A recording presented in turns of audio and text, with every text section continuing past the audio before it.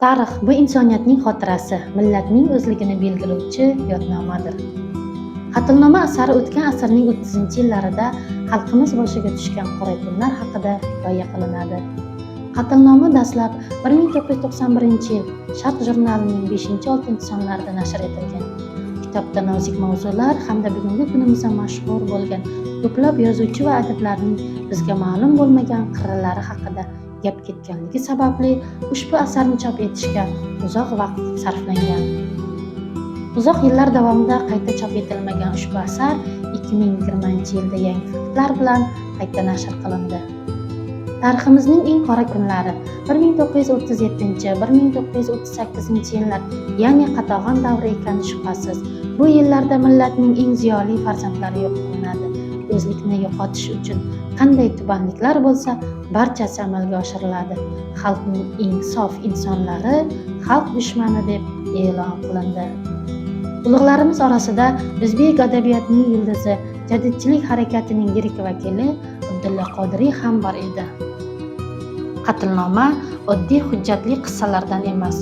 Unda bir paytlar barchani qo'rqitgan Davlat xavfsizligi qo'mitasi seyflarida maxfiy deb saqlangan jinoyat ishlari, shikoyat xatlari va guvohlik ko'rsatmalari asosida voqealar qayta tiklanadi. Abdulla Qodiriyning o'g'illari Mas'ud va Habibullaning arizalari, ularning ko'rsatmalari va zamondosh yozuvchilarning guvohliklari orqali Qodiriy qismati ochiladi. Har bir hujjat orqali katta haqiqat yuzaga chiqadi. Qodiriyga qo'yilgan millatchi, aksal inqilobchi degan ayblovlar mutlaqo asossiz bo'lgani isbotlanadi. Qatlnomaning asosiy g'oyasi adolat va haqiqat uchun kurash. Muallif hujjatlar orqali ko'rsatadiki, totalitar tuzum inson taqdirini bir qog'oz bilan hal qilgan, asossiz ayblovlar bilan minglab ziyolilarni yo'q qilgan. Asarda lagerlar hayoti, odamlarning bedarak yo'qolishi va xalq dushmanlari haqida tarqatilgan yolg'on xabarlar orqali xalqning qanday aldangani haqida hikoya qilinadi. Qatlon davrida xalqning qaysi toifasi, qatlami, jallodlarning diqqat markazida turganini bilib qo'yish uchun ham bunday ma'lumotlar jamoatchilikka oshkor etilishi lozim.